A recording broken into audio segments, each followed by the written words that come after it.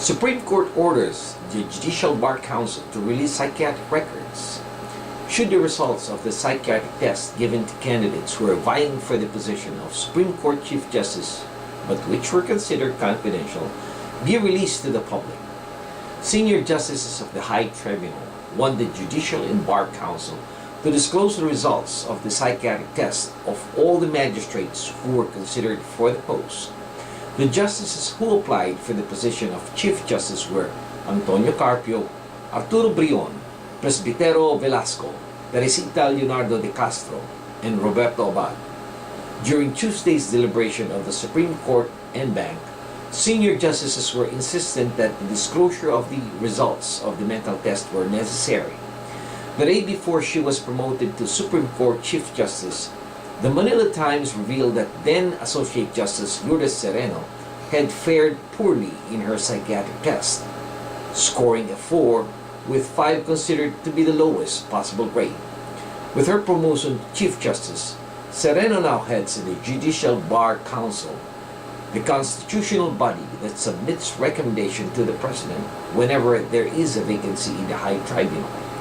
This placed Sereno in a quandary.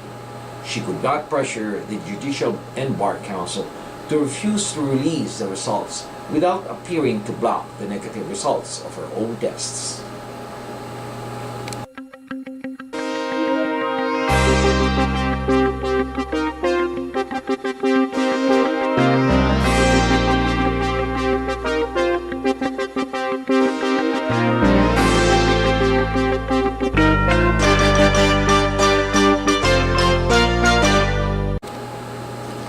The Philippines hails Clinton's remark on South China Sea.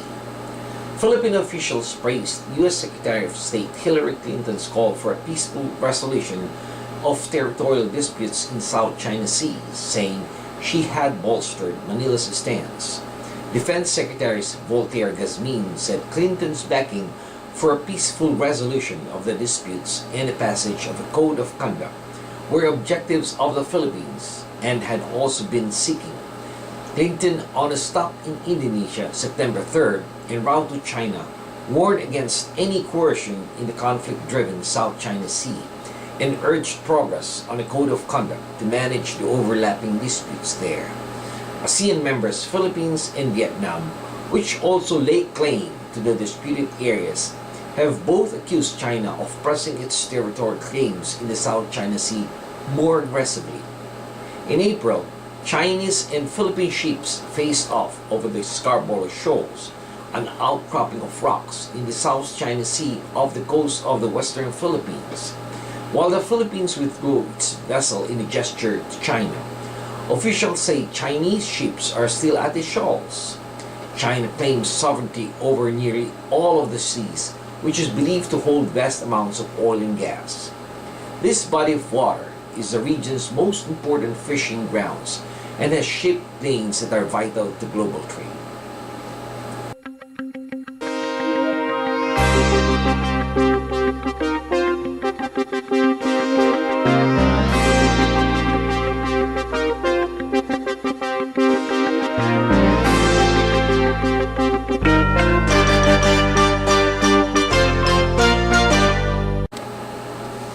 Milpitas Town Chief forges a three-way alliance.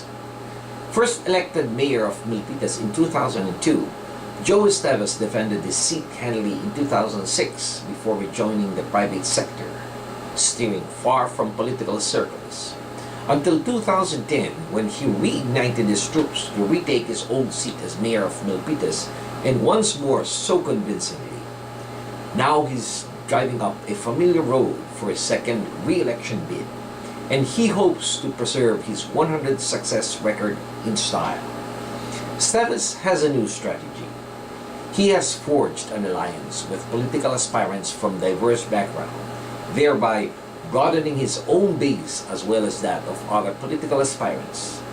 Political spokesman Al Garcia mentioned that for the first time in memory, the Milpitas Council will have 3 candidates working together for election to improve the city's financial situation, ensure a great quality of life for all residents, and make the city business-friendly. Mayor Esteves is seeking a re-election to his position, and Planning Commissioner Rajiv Madawat and Planning Commissioner alternate Gary Bardillo are working together to meet the challenges facing the city. Their perspective says it well: independent voices and a common vision.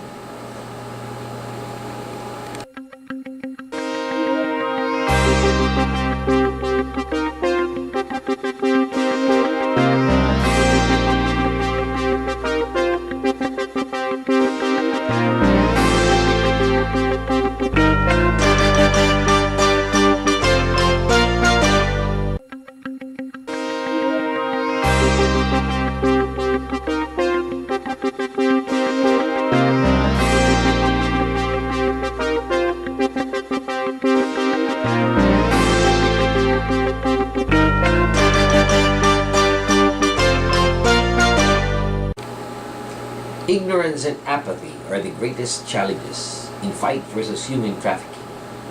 Human traffickers have a new enemy in the Philippines: the Interagency Council Against Trafficking.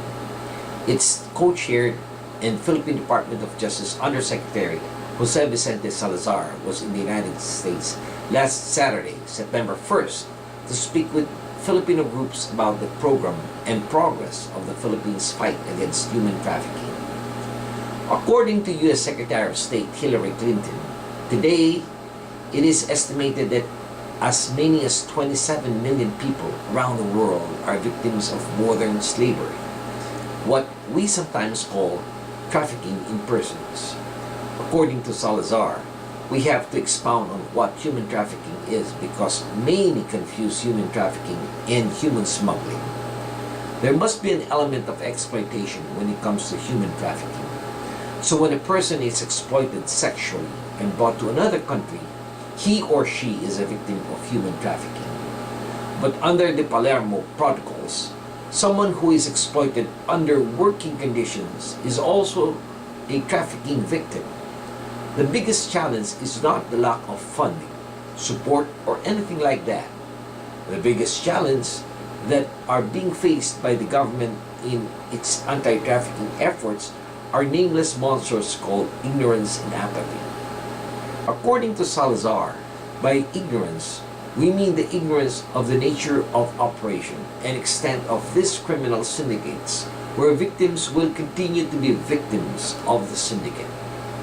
That is why there is a vicious cycle where men continue to be victimized. By apathy, this means that there is a failure of some groups to recognize that there is a need, a problem called human trafficking, and that there is a need to address the problem of human trafficking.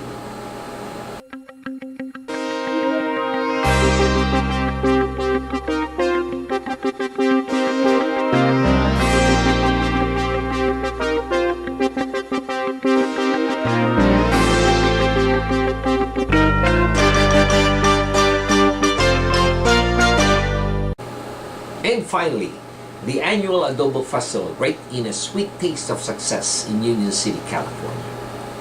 Filipino-American families and their friends gathered for the last summer hurrah with its Labor Day celebration at the 7th annual Adobo Festival from 10 in the morning to 6 in the afternoon last September 1st and 2nd at the Veterans Park in Union City.